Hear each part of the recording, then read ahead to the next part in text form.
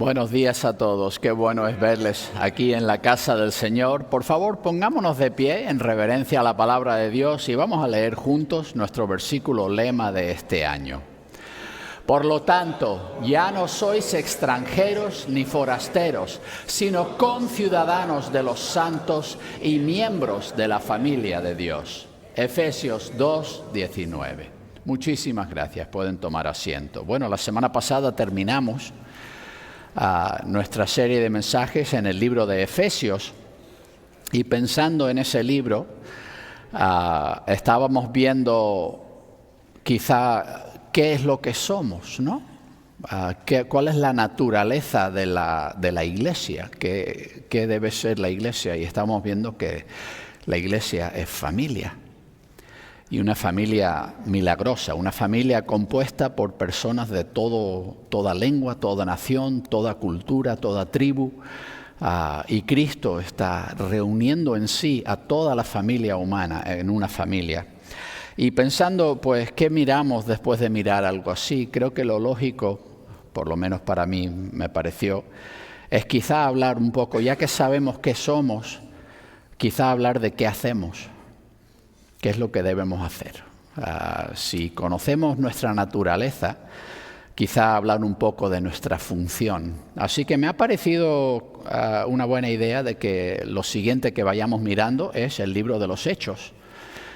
Este libro se llama Los Hechos de los Apóstoles, aunque muchos dicen que realmente deberíamos llamarlo los Hechos del Espíritu Santo. Pero creo que este libro que Lucas escribió, después de escribir su Evangelio, que nos cuenta de la vida de Jesús, escribe este segundo volumen que llamamos el libro de los Hechos. Y en este libro vemos qué es lo que está haciendo Dios en su iglesia y cuál es la función que desata la iglesia dentro de este mundo. Así que vamos a comenzar aquí desde el principio. Y creo que en el primer capítulo, los primeros versículos, ya vemos claramente una declaración de la misión de la iglesia y el poder que necesita para llevar a cabo esa misión. Así que he titulado el mensaje de hoy, La Iglesia, Misión y Poder. Estamos en Hechos capítulo 1. Vamos a mirar los versículos del 1 al 14. Empecemos con el versículo 1. Escribí el primer relato, oh Teófilo, acerca de todo lo que Jesús comenzó tanto a hacer como a enseñar. Si han leído sus Biblias, se darán cuenta de que esta es la segunda vez que vemos un libro en la Biblia que comienza con algo así, una dedicatoria a Teófilo. No sabemos quién es este Teófilo, solamente conocemos de él por las dos referencias que hace Lucas a él, pero parece ser que es la persona que le encargó a Lucas escribir el Evangelio de Lucas, contar la vida de Jesús y tendría que haber sido una persona con medios suficientes para mantener a Lucas mientras él viajaba al territorio de Israel y entrevistaba a las personas y hablaba con las personas, porque Lucas incluye detalles que obviamente él recibió después de hablar con María, la madre de Jesús. Tiene detalles del nacimiento de Jesús que ningún otro autor bíblico nos cuenta. Y él está entrevistando a las personas y también hablando con los creyentes y las historias que ya forman parte del testimonio de la iglesia, y todo eso él escribe el Evangelio de Lucas, pero Teófilo parece que ha seguido subvencionando la vida de Lucas para que él escriba más allá de eso, qué está sucediendo ahora después de que Jesús murió y resucitó. Cómo continúa la historia de lo que está sucediendo entre los seguidores de Jesús, porque no es simplemente la historia de una biografía de alguien que murió y se acabó la historia. Es algo que sigue real y activo y algo que todavía está sucediendo. Así que esta es la segunda parte y es muy curioso cómo Lucas enmarca la historia que nos va a contar en este segundo libro. Dice que en mi primer relato, o sea, el Evangelio de Lucas, escribí acerca de todo lo que Jesús comenzó tanto a hacer como a enseñar. O sea que en mi primer relato, el Evangelio de Lucas, estuve describiendo lo que Jesús hizo y lo que enseñó. Y nota que dice que está hablando de lo que Jesús comenzó a hacer y enseñar. Y lo que se entiende de esa forma de decirlo es que Jesús continuó haciendo cosas y enseñando cosas después de los relatos que él ha contado en el primer libro, Lucas. Así que eso nos hace entender que el libro de los Hechos no es realmente los hechos de los apóstoles, son los hechos continuados de Jesús. Porque Jesús sigue haciendo cosas y sigue enseñando. Y esa es una realidad hasta el día de hoy. Creemos en Jesús y hemos comprometido nuestras vidas a Él, no simplemente porque hay un libro que se escribió hace 2000 años que nos cuenta acerca de Él. Nosotros creemos en Jesús porque Jesús se ha presentado en nuestras vidas, porque Él nos ha hablado a nosotros al corazón, porque su Santo Espíritu ha obrado en nosotros de forma que ha habido una transformación y un cambio y una realidad nueva. Y ese Jesús que murió hace 2000 años y resucitó, sigue vivo hoy y sigue haciendo cosas en mi vida y sigue enseñándome día tras día. Así que pensemos en este libro que vamos a empezar a mirar hoy como las enseñanzas y los actos de Jesús, segunda parte. Una historia continuada. Versículo 2. Hasta el día en que, después de haber dado órdenes por medio del Espíritu Santo a los apóstoles que había escogido, fue levantado, a quienes también se presentó vivo después de su sufrimiento con muchas pruebas a lo largo de 40 días, siendo visto por ellos y hablando cosas acerca del reino de Dios. ¿Qué hizo Jesús en los 40 días después de su resurrección y hasta llegar al momento de su ascensión, su regreso a la diestra del Padre? Bueno, Lucas nos está contando aquí lo que sucedió en ese periodo y él deja claro que fue durante un periodo de 40 días. Que Jesús estuvo haciendo todo esto y fue visto por ellos.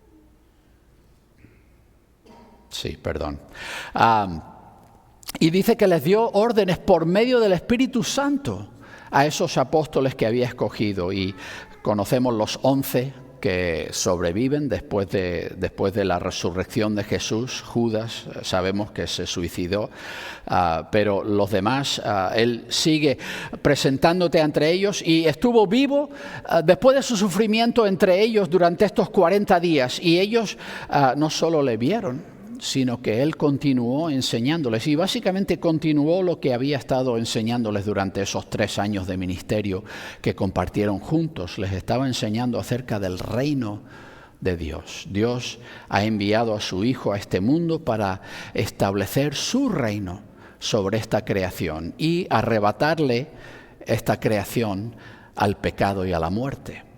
Quitarle el poder al pecado y la muerte sobre esta creación y reclamarlo para Dios.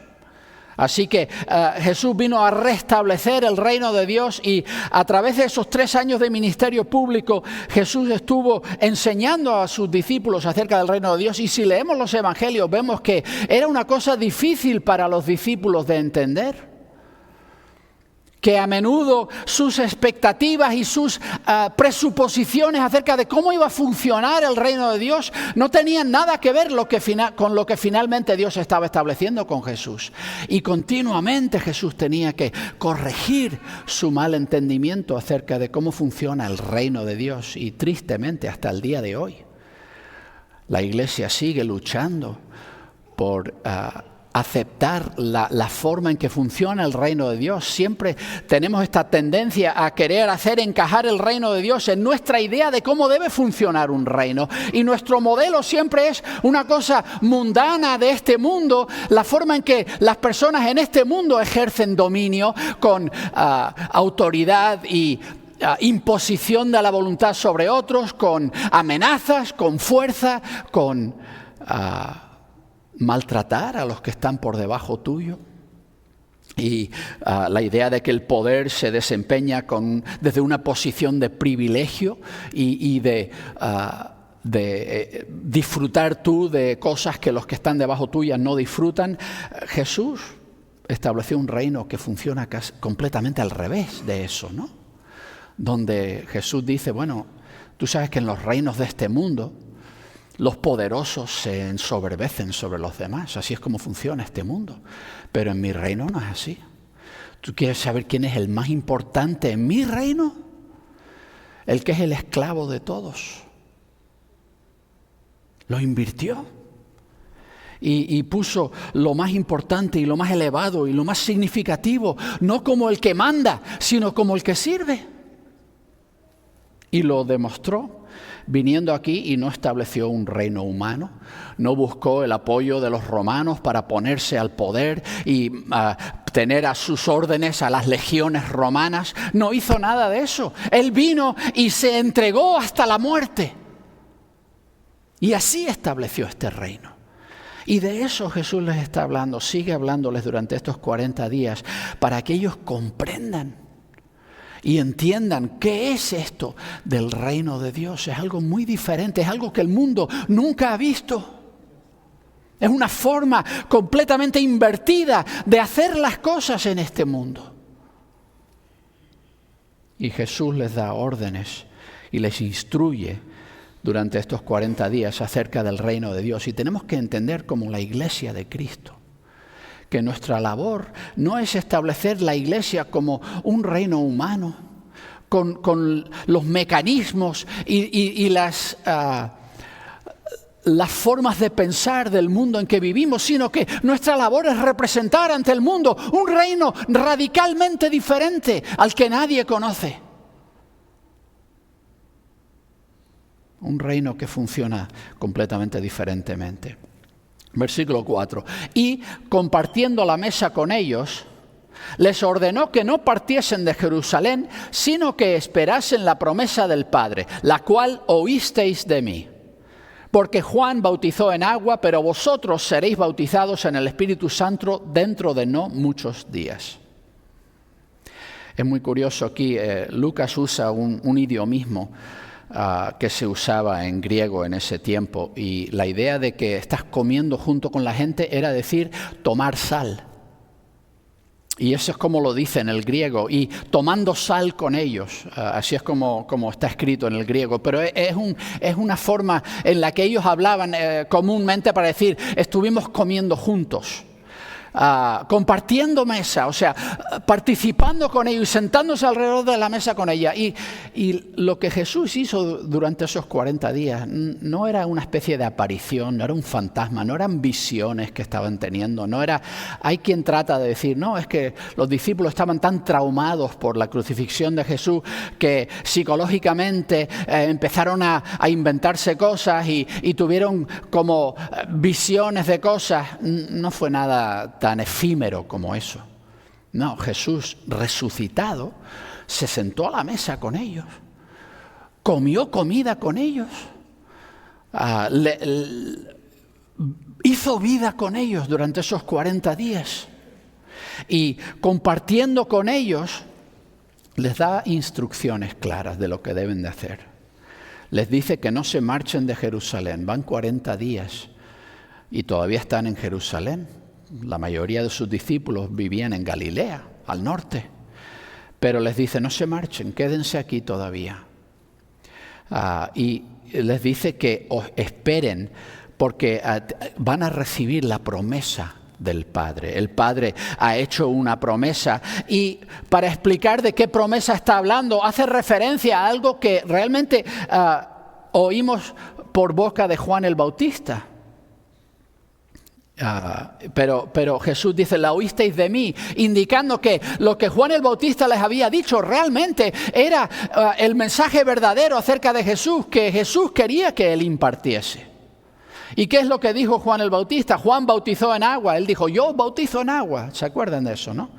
Pero vosotros seréis bautizados en el Espíritu Santo dentro de no muchos días. Y Jesús dice, esa es la promesa del Padre, que va a derramar su Espíritu sobre vosotros. Es la promesa que yo hablo, es la promesa que Juan el Bautista os compartió y viene de mí y del Padre. Y podemos leer en Lucas cómo Juan dice eso, ¿no? Lucas 3:16. Juan respondió a todos diciendo: yo a la verdad os bautizo en agua, pero viene el que es más poderoso que yo, de quien no soy digno de desatar la correa de su calzado. Él os bautizará en el Espíritu Santo y fuego. Esa es la promesa a la cual Jesús se está refiriendo. Y uno piensa, bueno, ahí es algo nuevo que vino con Jesús. No, la idea de la promesa de que Dios iba a derramar su Espíritu sobre nosotros viene de siglos anteriores. El profeta Isaías en el capítulo 32, versículos 14 y 15 dice: porque el palacio ha quedado abandonado y ha cesado el bullicio de la ciudad. La colina y la torre del centinela se han convertido en lugares arrasados para siempre, lugares de retozo para los asnos monteses y prados para los rebaños, hasta que sobre nosotros sea derramado el Espíritu de lo alto. Y el desierto se transforme en un campo fértil y el campo fértil sea considerado bosque. El profeta Isaías habla de la devastación de Jerusalén y de la tierra de Israel y cómo ha quedado devastada por guerras e invasiones de reinos vecinos y esta situación continúa hasta los tiempos de Jesús. Aún no tienen independencia, ahora están bajo el dominio de los romanos y los abusos del imperio romano, pero este es el momento en que Dios va a llegar a Israel, a su cumplimiento de su llamamiento. Dios escogió al pueblo de Israel con una función muy importante. Iban a ser su instrumento por medio del cual Él establecería el reino de Dios en esta tierra. Y Isaías habla de ese momento en que Dios va a derramar su espíritu sobre el pueblo de Israel. Y usa imágenes de la agricultura, de fertilidad y de donde antes era un desierto, vamos a hablar de un bosque y son formas visuales de hablar de una realidad espiritual donde antes no había esperanza, de repente hay vida y abundante. Ezequiel habla también de esto. Dios da esta promesa por medio del profeta Ezequiel y estamos hablando, Isaías está quiero pensar que era como 100 años antes de la caída de Jerusalén, o sea que sobre el 600 antes de Cristo, 700, perdón, antes de Cristo. Ezequiel es como 100 años más tarde y él profetizó durante el tiempo de la caída de Jerusalén, pero él habla de esto en Ezequiel 36 del 26 al 27. Os daré un nuevo corazón y pondré un espíritu nuevo dentro de vosotros. Quitaré de vuestra carne el corazón de piedra y os daré un corazón de carne. Pondré mi espíritu dentro de vosotros y haré que andéis según mis leyes, que guardéis mis decretos y que los pongáis por obra. Una de las quejas grandes de Ezequiel, él vivió en ese momento tan oscuro en la historia de Israel cuando cayeron bajo la invasión del imperio de Babilonia porque se habían apartado de Dios hasta tal punto que Dios permitió que sus enemigos les destruyesen de esa forma. Pero Dios promete que va a corregir ese problema, ese corazón de piedra que tenían, que se negaban a hacer las cosas que debían hacer y se negaban a amar a Dios y al prójimo como Dios quería que hiciesen. Dios dice, va a llegar un momento en que yo voy a poner mi espíritu en vosotros y lo va a cambiar todo. Ese corazón de piedra lo voy a retirar y vas a tener un corazón de carne, un corazón de verdad que late. Qué forma tan bonita de describir el cambio, ¿no? Que Dios hace en nuestras vidas con su Espíritu. También en Ezequiel 37, versículo 14, donde está teniendo esta visión de los huesos secos. No sé si se acuerdan de esa visión que Ezequiel ve un valle lleno de huesos secos, huesos humanos secos, y Dios le dice, ¿van a vivir esos huesos? Y Ezequiel le dice, bueno, Dios, tú lo sabes.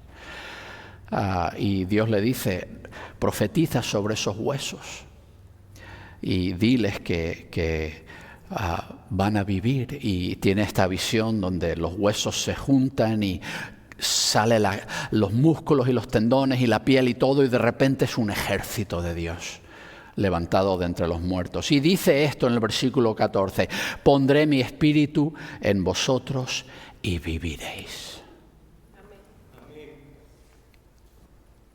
Joel también habló de esta promesa del derramamiento del Espíritu Santo. Joel 2, versículos 28 y 29. Sucederá después de esto que derramaré mi espíritu sobre todo mortal. Vuestros hijos y vuestras hijas profetizarán. Vuestros ancianos tendrán sueños y vuestros jóvenes visiones. En aquellos días también derramaré mi espíritu sobre los siervos y las siervas. Y Dios habla de un momento en que su espíritu va a estar accesible a cualquiera. No solamente a algún que otro profeta, algún que otro santo, sino Dios va a derramar su espíritu sobre todo y va a estar accesible a todos. Esa es de la promesa que está hablando Jesús y dice a sus discípulos, no se vayan de Jerusalén, quédense aquí y aguarden el cumplimiento de la promesa del Padre. Y es curioso que antes de poder hacer lo que Dios quiere que hagamos, tenemos que esperar a que Dios derrame su espíritu sobre nosotros. Uno de los fallos que a veces comete la gente es que cogen las instrucciones de Jesús y dicen, ok, voy a cumplir los mandamientos que Jesús habló, voy a hacer las cosas que Jesús dijo, voy a salir al mundo a hacer lo que Jesús dijo. Y se saltan esto que Jesús dijo. No, espera primero a que Dios derrame su espíritu sobre ti. Hay un motivo por eso, porque lo que Jesús nos enseña no podemos vivirlo solos, no podemos vivirlo por nuestro propio esfuerzo o nuestras fuerzas. Necesitamos que el Espíritu de Dios esté en nosotros para poder hacer lo que Él quiere hacer en este mundo. Primero, aguardamos que Dios nos dé su Espíritu. Versículo 6. Así que cuando se hubieron reunido, le preguntaban diciendo, Señor, ¿estás en este momento restaurando el reino a Israel? Pero Él les dijo, no os toca a vosotros saber los tiempos ni las ocasiones que el Padre ha establecido por su propia autoridad. Jesús está hablando del derramamiento del Espíritu, está hablando de aguardar que el Padre cumpla su promesa y nota con qué saltan los discípulos. Y es curioso que lleva 40 días enseñándoles acerca del reino de Dios. Y todavía lo que ellos están obsesionados es, ahora es el momento en que vas a poner a Israel al mando del mundo. Porque esa era la visión que ellos tenían, entendiendo las profecías del Antiguo Testamento que hablaban del establecimiento del reino de Dios. En sus mentes, eso solo podía significar que Israel se iba a convertir en la siguiente superpotencia en el mundo. Iban a ser el nuevo imperio romano que dominarían todo el mundo políticamente, militarmente. Y todavía están pensando eso. Y le dicen a Jesús, vale, y ahora, y aún mucho tiempo esperando, y venga, que no has levantado ejércitos, no has buscado poder político, pero ahora sí, ¿no? Ahora sí vamos a hacer eso. Y hasta el día de hoy hay cristianos que todavía no lo entienden, que todavía piensan que hay un momento en que Jesús va a meterse en el gobierno y va a establecer una especie de imperio cristiano que domine todo el mundo y que esa es la forma en que el reino de Dios se establece en este mundo, siguiendo las pautas de todos los reinos humanos que han precedido. Y hay personas hasta el día de hoy que no quieren entender que el reino de Dios no funciona así. Pero ellos dicen, ahora es cuando vas a restaurar el reino a Israel. Vamos a dejar de ser una provincia bajo el imperio romano y vamos otra vez a ser independientes y vamos a tener el poder político que siempre hemos querido. Ten mucho cuidado cuando te tratan de vender la mentira de que tu gobierno en tu país es el gobierno de Cristo. Porque esas cosas no son lo mismo. Por mucho que pienses que tu gobierno apoya la fe cristiana, no es lo mismo y así no es como opera Jesús. Nota lo que les dice Jesús. Dice, no os toca a vosotros. Lo que Dios, el Padre, haya establecido en cuanto a qué va a hacer y cuándo va a hacerlo, no es asunto tuyo. No te toca a ti manejar el mundo. Ni tampoco te toca a ti sugerirle a Dios cómo debe Él manejar el mundo. No te corresponde. Dios sabe los tiempos y las ocasiones en su perfecto plan de redención. Él sabe lo que está haciendo y Él maneja el universo. Y no necesita que tú le expliques nada. No necesita que tú le sugieras nada. Él ya lo sabe. Y cosas que tú no sabes, Él sabe. Y me asombra que hasta el día de hoy, 2000 años más tarde, a pesar de que lo primero que le dijo Jesús a sus seguidores es: no te toca a ti hablar de estas cosas, que hasta el día de hoy hay cristianos que están obsesionados con el fin de los tiempos, calculando cuándo va a venir Jesús y qué exactamente va a pasar y qué imperio humano va a hacer esto o va a hacer aquello, y esta nación, que si Rusia esto, que si Irak esto, que si Irán lo otro, y están haciendo cálculos y planificaciones. Y cuando Jesús dijo: a ti no te toca eso, olvídate de eso. Y te advierto en contra de ese tipo de enseñanza, ese tipo de especulaciones, de cuándo va a cumplirse esto, cuándo va a cumplirse lo otro. ¿Qué más da? El Padre ya ha establecido su plan, Él va a hacer lo que tiene que hacer, pero esa no es la parte que te cae a ti. ¿Cuál es la parte que nos cae a nosotros? Vamos a ver, versículo 8. Pero recibiréis poder cuando el Espíritu Santo haya venido sobre vosotros, y seréis mis testigos, tanto en Jerusalén como en toda Judea y Samaria, y hasta las regiones más lejanas de la tierra. Nuestra labor como cristianos no es calcular el fin del mundo. No es decidir qué nación va a hacer qué o no va a hacer y qué profecía hemos buscado, el secreto de la profecía para desatar lo que Jesús ya nos dijo que no nos corresponde. Pero yo sé más que Cristo. Yo he sabido resolver el enigma bíblico. Yo he descifrado el secreto que Jesús dijo que no nos preocupásemos por ello. Porque soy más listo que Jesús. No. ¿Sabes por qué Jesús dice que dejemos eso de un lado? Porque ya tenemos algo a lo cual dedicarnos. Y no es eso. Jesús tiene instrucciones para nosotros, instrucciones claras. Su plan es llenarnos con su Espíritu y en ese Espíritu capacitarnos, darnos el poder necesario para ser sus testigos en este mundo.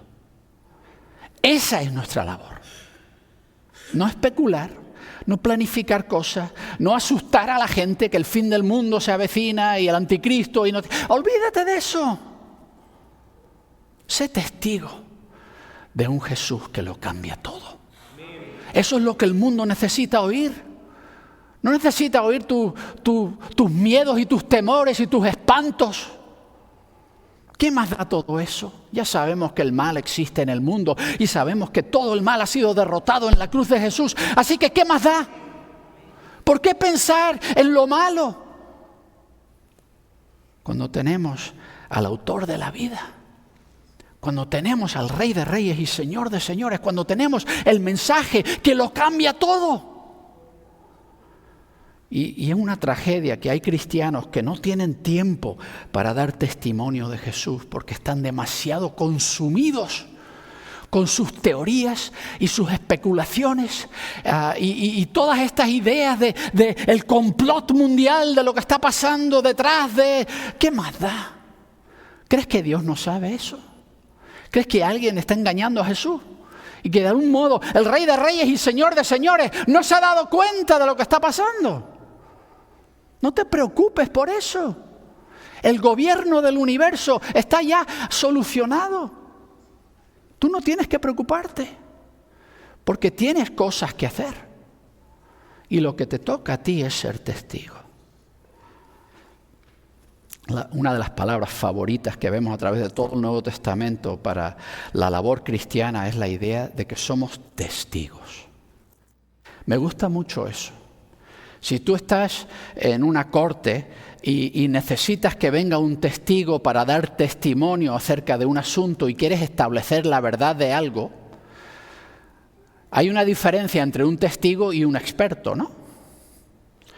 Un experto simplemente te puede hablar de información que sabe, pero un testigo es una persona que estuvo presente en los eventos que estás considerando. No alguien que ha oído de, no alguien que está especulando acerca de, sino un testigo es una persona que tiene experiencia personal en el asunto del que estamos hablando.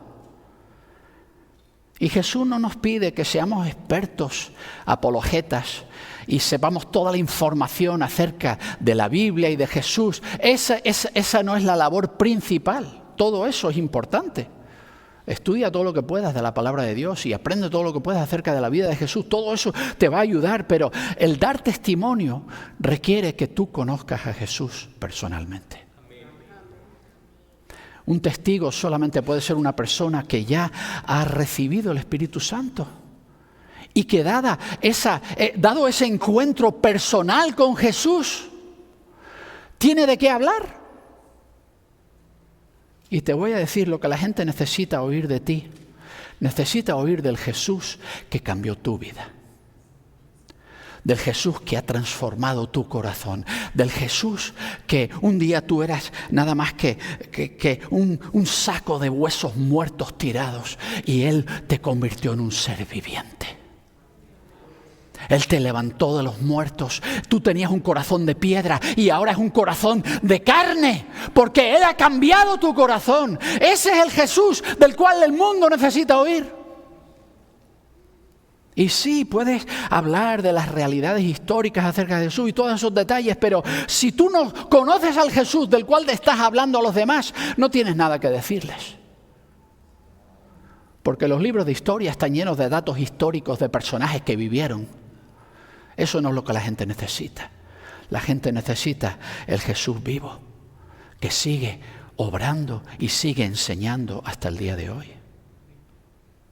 Y nota que esta labor de ser testigos, hay un comienzo inmediato en Jerusalén. O sea, empiezas donde estás, pero no se queda ahí. Tienes que ser testigo donde estás. Y luego habla de Judea, que era la región dentro de la cual estaba Jerusalén. La capital de la región era Jerusalén. En toda Judea, la región, y luego habla de la región vecina, Samaria, la región que estaba justamente al norte. Y bueno, curioso, ¿no? Ya Jesús les está dando una indicación. Porque los judíos en tiempo de Jesús no podían ni ver a los samaritanos, porque eran como medio judíos, se habían mezclado con gente pagana, habían corrompido la religión judía y ellos lo veían como lo peor de lo peor, porque habían tomado algo santo y lo habían tragiversado, lo habían cambiado y lo veían como lo peor de lo peor, pero ya Jesús les está diciendo, no, vais a tener que ir a estos medios hermanos vuestros y hablarles de mí. Como Jesús en su ministerio hizo, Él ministró en Samaria también. Pero no se queda ahí, no es la región de al lado. Básicamente Jesús dice, y así sucesivamente hasta que se te acabe la tierra. Sigues expandiendo y expandiendo hasta que ya no te queda tierra. Y esto es lo que quizá a veces la iglesia olvida.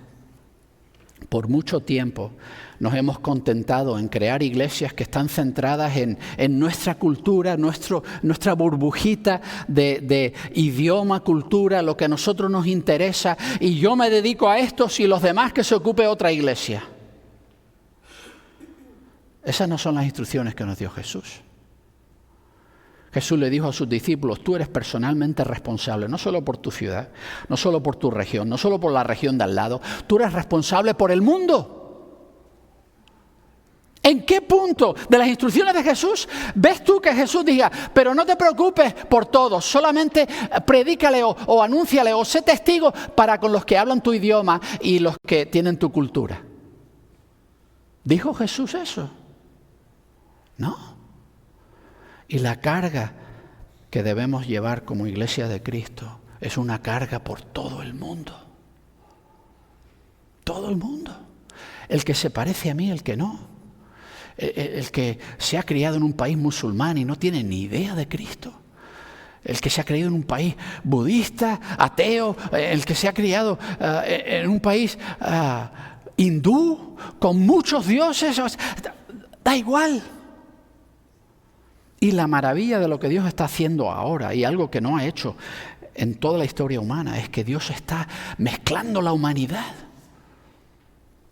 De forma que ahora mismo, en esta ciudad, hay gente de todos los lugares del mundo, para hacer misiones interculturales. No tienes que irte a otro país.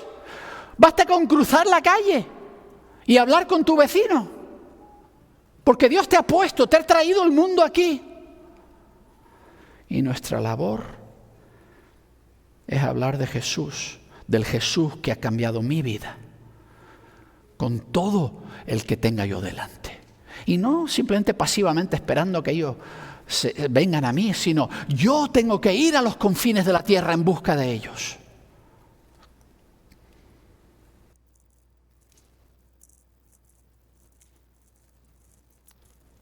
Versículo 9. Y habiendo dicho estas cosas, mientras le miraban, fue levantado, y una nube lo elevó fuera de su vista. Y mientras ellos miraban al cielo, mientras él se iba, he aquí 2 hombres estaban junto a ellos vestidos de blanco y dijeron: hombres galileos, ¿por qué estáis de pie mirando al cielo? Este Jesús, el que ha sido tomado de vosotros al cielo, vendrá de esta manera, de la manera que lo visteis subir al cielo. Los discípulos presenciaron la ascensión física de Jesús. Y yo me imagino que ver algo así, pues te deja un poquito traspuesto, ¿no? Yo me imagino, ¿no? No es algo que uno ve todos los días, ¿no? Y se quedan como asombrados. Y así que Dios les da un empujoncito para volverlos a la labor que tienen delante, ¿no? De repente ahí aparecen 2 ángeles, hombres vestidos de blanco, entendemos que son ángeles, y les dicen: ¿qué hacéis mirando al cielo? Y a veces hasta el día de hoy, ¿no? Como cristianos, a veces nos ensimismamos tanto en la gloria y la belleza de Dios y el cielo, queremos estar en el cielo y queremos tener nuestra devoción a Dios, queremos que nos eleve de tal forma que de algún modo nos desconectamos del mundo en el que vivimos. Todo es pensar en lo que queda por venir. Y tenemos que recordar que Jesús quiere que vivamos en el mundo en que estamos ahora y que no estemos simplemente mirando al cielo, sino que nos concentremos en la labor que Jesús nos ha encomendado. Tenemos trabajo que hacer. Y te voy a decir, gran parte de nuestra vida se ve consumida en ganar dinero, en pagar por una casa, en pagar por un carro y crear una carrera que nos dé las finanzas para hacer cosas. Gran parte de nuestro esfuerzo se concentra en eso, en buscar un cónyuge, en criar una familia, todas estas cosas. Y todo eso es bueno, es parte de lo que Dios ha creado para que tengamos, pero eso no es el propósito central de nuestra existencia aquí. Ahora que estamos en Cristo, lo más importante que tenemos que hacer en esta vida es ser testigos de Jesús. Porque no hay nada más que vayas a hacer en este mundo que afecte la eternidad como lo va a afectar eso. La casa que tengas o no, el carro que tengas o no, eso a fin de cuentas no va a importar nada. Va a dar igual. Si vivías en una chabola o en una mansión, va a dar igual. Si tenías el carro que tú querías o se te estaba estropeando continuamente porque no valía para nada, eso al final va a dar igual. Pero habrá gente que esté en el cielo contigo, eternamente agradecido, porque tú le hablaste de Jesús. Porque tú cambiaste toda su eternidad. No hay nada más importante que hacer en la vida que cumplir esta misión que Cristo nos ha encomendado. Versículo 12. Luego regresaron de Jerusalén desde el monte llamado Monte del Olivar, que está cerca de Jerusalén, camino de un sábado. Y cuando entraron, subieron al aposento alto donde se alojaban Pedro y Juan, y Jacobo y Andrés, Felipe y Tomás, Bartolomé y Mateo, Jacobo hijo de Alfeo y Simón el celote, y Judas hijo de Jacobo. Todos estos se dedicaban unánimes en la oración con las mujeres y con María, la madre de Jesús, y con sus hermanos. Los discípulos hicieron lo que Jesús les dijo. Regresaron era como 1,5 millas la distancia, el camino de un sábado. Era la idea que los judíos habían establecido: esta es la distancia máxima que puedes caminar en un sábado. Esa era una medida de distancia que ellos habían decidido, ¿no? Entonces llegan y se reúnen todos, y aquí Lucas nos dice los nombres de los 11 apóstoles que todavía permanecen con vida. Y nota que también dice que no solo están ellos orando juntos, sino que se han dedicado unánimes en la oración con las mujeres.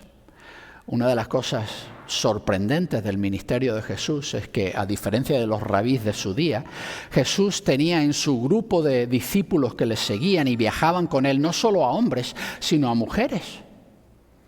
Y él enseñaba a mujeres, y de hecho tenemos esa historia, ¿no? Cuando está ahí con María y Marta, y María está ahí a los pies de Jesús siendo instruida por él, y Marta dice: dile que haga lo que tiene que hacer una mujer, que me ayude a limpiar la casa y recoger las cosas. Y Jesús le dice: no, señor, déjala ahí. Y Jesús defendió la importancia de que tanto las mujeres como los hombres aprendiesen a sus pies y fuesen discípulos suyos. Así que desde el principio la iglesia estaba ya haciendo cosas de una forma diferente que la cultura.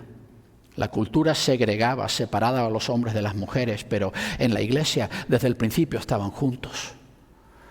Y ya vemos quizá el primer indicio de cómo Cristo está uniendo todas las cosas, quitando esas separaciones. Y ahí están las mujeres. Y Lucas nos dice, curiosamente, el único escritor de los evangelios que nos habla de dónde sacaba Jesús el dinero para vivir mientras estaba predicando y haciendo sus cosas es Lucas.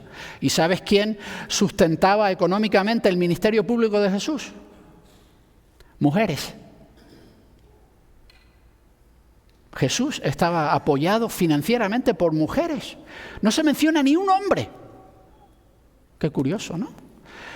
Y la inclusión de las mujeres, y habla de María, la madre de Jesús. Esta es la última vez que aparece María en el relato bíblico, pero ahí le tenemos entre los primeros discípulos de Jesús, con los hermanos de Jesús. Parece que para este tiempo ya José ha fallecido, pero ahí está María con sus hermanos.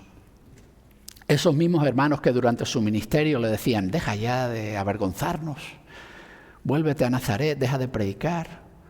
Que nos dicen los evangelios que no creían en él, pero ahora sí, ahora sus hermanos han venido a la fe también. Y ahí están juntos.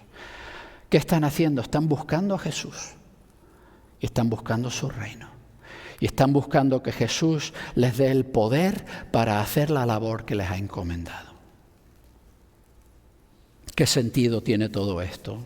Es el libro, de hecho, simplemente una descripción de cosas que les sucedieron a los cristianos hace mucho tiempo. De eso nada.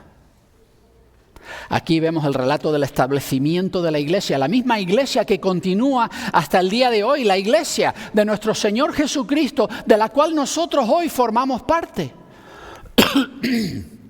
Si queremos entender a qué nos ha llamado Jesús como su pueblo, tenemos que estudiar y aprender las instrucciones que Él le dio a sus primeros discípulos. Dos cosas vitales tienen que ser parte de nuestras vidas si queremos ser seguidores obedientes de Jesucristo. Tenemos que pedirle al Padre el poder del Espíritu Santo para llevar a cabo la tarea que Jesús nos ha encomendado. Y tenemos que ser testigos fieles de Jesús donde estamos ahora. Y desde aquí extendernos al mundo entero, no vivir para nosotros mismos, sino buscar a nuestro Señor Jesucristo y su reino, no nuestras propias metas. Esta parte de orad, buscad la promesa del Padre para poder hacer la labor que os he encomendado. les sigo suplicando cada semana que se unan a nosotros en oración los jueves. Los jueves nos reunimos para orar buscando el reino de Dios, pidiéndole a Dios que haga su reino una realidad en esta ciudad y en nuestras vidas. Y si queremos ver a Dios obrar con poder entre nosotros, vamos a tener que hacer una prioridad de unidos, juntos, buscar su reino. Les reto a que ajusten lo que tengan que ajustar en su semana para estar aquí el jueves a las 7, para orar con nosotros. Y vamos a pedirle a Dios que nos dé el poder para hacer lo que nos ha pedido que hagamos en este mundo. Vamos a cantar un canto y este es nuestro tiempo de responder a Dios. Él nos habla por medio de su palabra y pide que nosotros le respondamos de algún modo. Así que tenemos aquí abierto el altar, y al decir altar me refiero a estos escalones aquí al frente. Es un lugar donde puedes venir a arrodillarte y decirle a Dios lo que Él necesita oír de tu corazón en esta mañana. Ríndete a Él, a su llamado y a sus propósitos para tu vida. Si necesitas que alguien ore contigo, voy a estar aquí con mi esposa al lado. Puedes venir y felizmente oramos contigo. Pongámonos todos de pie, por favor, y vengan mientras cantamos.